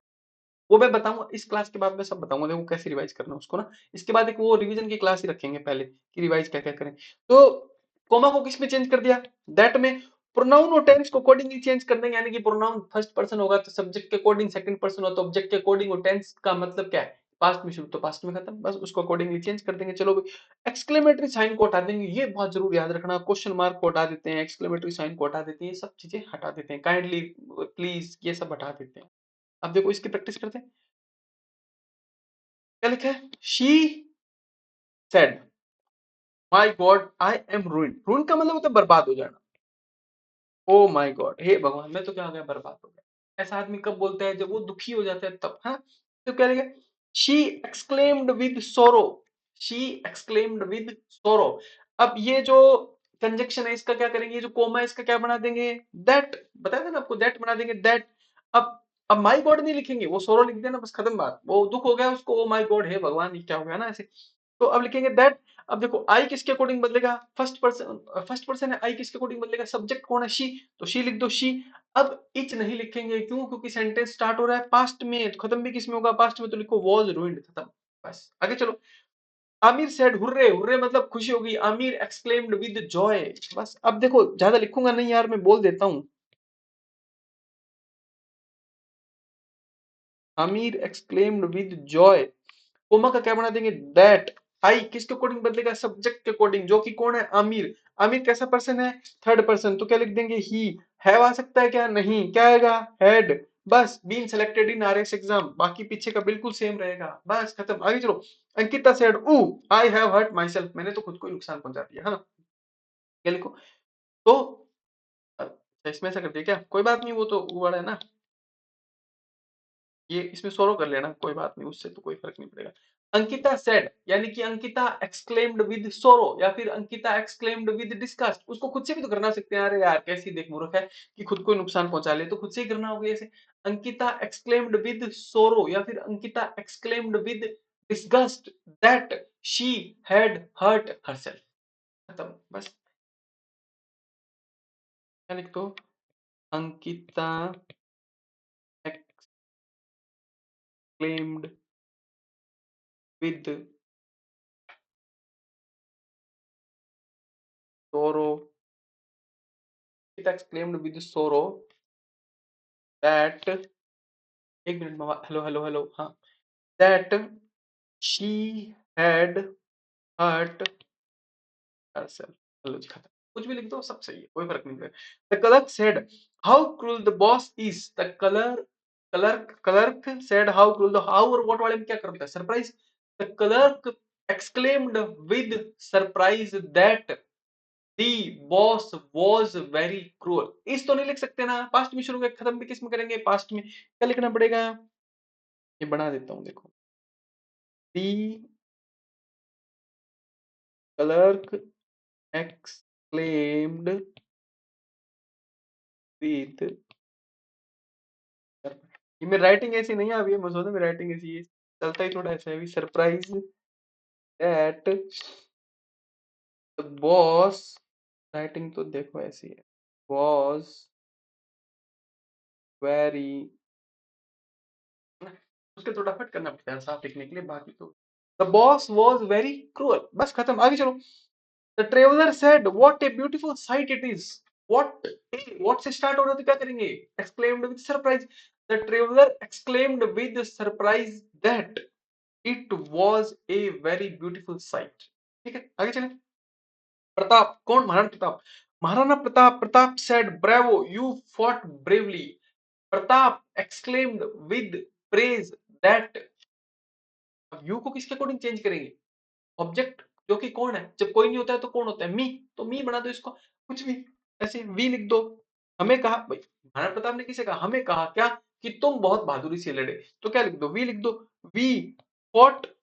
फॉट क्या होता है? वर्ब की सेकंड फॉर्म। टेंस कौन सा है? Past simple. किस में चेंज करेंगे? पास्ट परफेक्ट में आओ। We had fought bravely. बस, we had fought bravely. Pratap exclaimed with praise that we had fought bravely। या फिर ऐसा भी लिख सकते हो, कई बार ऐसे बना देते हैं, Pratap applauded us saying। Pratap बना के दिखाऊं क्या आपको? Pratap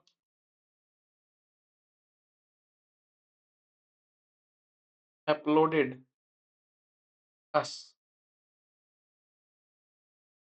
saying that we had fought bravely। बस खत्म। आगे देखो, आगे दो सेंटेंस है, 7th और 8th, उसके अंदर एरर है। He exclaimed with surprise that what it was a very huge building। बताओ क्या एरर है इसके अंदर? इसमें भैया ये एरर है कि आपने वोट भी लिख दिया, दैट भी लिख दिया, जो कि गलत है। इस वोट को हटाओ यहाँ से, है ना। बस that it was a very huge building. आगे चलो। The girl exclaimed with wonder that that is a very beautiful flower. ये दैट है ना, ये तो है कंजक्शन, कोमा की जगह यूज हो गया, ठीक है जी। ये जो दैट है ना, ये दिस था पहले, इसका क्या बनाया गया? दैट। ठीक है जी, दोनों सही है। अब एक बात देखो, क्या ई जा सकता है क्या? नहीं, क्यों? सेंटेंस किस में स्टार्ट हो रहा है? पास्ट में, तो इसकी जगह क्या आएगा? Was. It was a very beautiful flower. बस आगे चले, खत्म। अब बस लास्ट छोटा सा, ये टाइप तो नहीं है बट ऐसे ही मैंने आपको कहीं बाई चांस इसका क्वेश्चन आ जाए तो मैं आपको थोड़ा सा बता देता हूँ। क्या होता है? लेट और लेट से स्टार्ट होने वाले सेंटेंस होते हैं, लेट अस, है ना, जैसे लेट्स या फिर लेट अस, ऐसे। उनमें क्या होता है एक्चुअली में? वो क्या होता है कि चलो यार एक पार्टी ऑर्गेनाइज करते हैं, हाँ ऐसे बोलते हैं ना, तो क्या बोलते हैं? Let's organise a party. वो क्या होता है? जैसे चलो यार क्रिकेट खेलते हैं, बचपन में से बोलते थे ना एक दूसरे, चलो यार क्रिकेट खेलते हैं आज, तो क्या बोलते थे उसको? इंग्लिश में क्या बोलेंगे? लेट्स प्ले क्रिकेट टुडे, है ना, कि चलो आज क्रिकेट खेलते हैं, लेट्स प्ले क्रिकेट टुडे, है ना। तो वो एक तरीके से क्या होता था? सजेशन होता था, प्रपोजल होता था, है ना। आपने एक प्रपोजल रखा, एक प्रस्ताव रखा कि आज चलो आज क्रिकेट खेलते हैं, या आपने सजेशन दिया चलो आज क्रिकेट खेलते हैं। तो इसमें क्या सेड या फिर सेड टू को किस में चेंज कर देते हैं? सजेस्टेड टू या फिर प्रपोज्ड टू। और ये कोमा का क्या बना देते हैं? दैट। और देखो लेट अस, इसका क्या बना देते हैं? We should. देखो लेट अस का क्या बना देते हैं, वी शुड। देखो ये पूरा इसमें सेंटेंस लिखा हुआ है, सब्जेक्ट होगा, ठीक है, सेड होगा तो सेड का क्या बना देता है, प्रपोज्ड टू या फिर सजेस्टेड टू। फिर आगे चले, कोमा, कोमा का बना दिया दैट, लेट अस का बना दिया वी शुड। बाकी का सेंटेंस बिल्कुल सेम, बस खत्म, कुछ भी नहीं है। The mother said let us invite some guest on your birthday, तो क्या लिख देंगे, the mother, my mother proposed या सजेस्टेड दैट, कोमा का दैट, अभी जो लेटेस्ट है इसका क्या बना दिया, वी शुड, हाँ खत्म। आगे देखो इनवाइट, बाकी सेम है, इनवाइट सम गेस्ट्स। अब योर को चेंज करना पड़ेगा, किसके अकॉर्डिंग, माई के अकॉर्डिंग, कुछ भी है ना, माई बर्थडे है ना, बस खत्म। आगे चलो, she said let's organise a party, she proposed that we should organise a party, she proposed that we should organize a party। आगे चलो, the captain said to the players let's practice for our next match। the captain proposed या फिर suggested to the players that we should practice for our, तो किसके according, first person, for their next match है ना, बस for their next match, our का their बन जाएगा, तो ध्यान रखो बाकी सेम ही। She said to me let's improve our vocabulary, she proposed me that we should improve our, किसके अकॉर्डिंग, शी के अकॉर्डिंग, तो फिर क्या बन जाएगा, there we should, sorry that, गड़बड़ी सी, we should improve our vocabulary, ऐसे ही रहेगा देखो, क्योंकि वी शुड पहले लिख दिया ना हमने सब्जेक्ट, तो वी शुड लिख दिया, we should improve our vocabulary है ना। चलो आगे, the Elon Musk suggested to, अच्छा इसके अंदर एरर है वो निकाल दो बस, the Elon Musk suggested to that we should work hard है ना, Elon Musk suggested to that we should work hard, इसमें क्या एरर है आप निकालो और बताओ क्या एरर है। अब देखो इसमें एरर क्या, मैं आपको बताता हूँ, दैट सही लिखा है, वी शुड वर्क हार्ड सही लिखा है, इलोन मस्क सजेस्टेड सही लिखा है, टू गलत लिख दिया है, क्यों, क्योंकि अगर देखो ये पहला सेंटेंस देखो, इसमें क्या लिखा है, माय मदर प्रपोज्ड, यहाँ पर आप ऐसा भी लिख सकते हो, माय मदर सजेस्टेड है ना। अगला देखो, शी प्रपोज्ड सही लिखा है, लेकिन देखो कैप्टन वाले में क्या बनाना पड़ेगा, कैप्टन सजेस्टेड टू प्लेयर्स, यानी कि सजेस्टेड टू लिख रहे हो तो उसके बाद कोई ना कोई होना चाहिए ऑब्जेक्ट, वरना सिर्फ क्या लिखो सजेस्टेड, तो ये सजेस्टेड टू लिख दिया और कोई ऑब्जेक्ट नहीं, तो इस सब टू को हटाओ है ना, या फिर टू के बाद लिखो the Elon Musk suggested to us है ना। अगर इसके बाद लिखने के लिए कुछ नहीं है तो फिर दोनों को हटा दो है ना, बस इतनी सी एरर थी, बाकी सेंटेंस सही है। बस ये अब आपका एक्टिव वो सॉरी डायरेक्ट इनडायरेक्ट हो गया खत्म, बस कुछ नहीं है। ये रिपल लाइट कोर्स है, बहुत अच्छा है, आप देखो ओल्ड स्टूडेंट के लिए 3000 का है और न्यू स्टूडेंट के लिए 5000 का है। इसमें सब कुछ मिलेगा, टेस्ट सीरीज, कलम, VIP, target 120, detailed solution, video solution, सब कुछ। सिर्फ मेंटरशिप नहीं है और कॉपी इवैल्यूएशन नहीं है, बाकी बहुत फायदे की चीज है। क्योंकि देखो मैं आपको एक बात बताता हूँ कि आप कहीं भी टेस्ट सीरीज दे रहे हो, भाई सभी जगह सब अच्छा ही करते हैं, बट फिर भी आपको एक बात बताऊं कि यहाँ बहुत मेहनत करते हैं यार।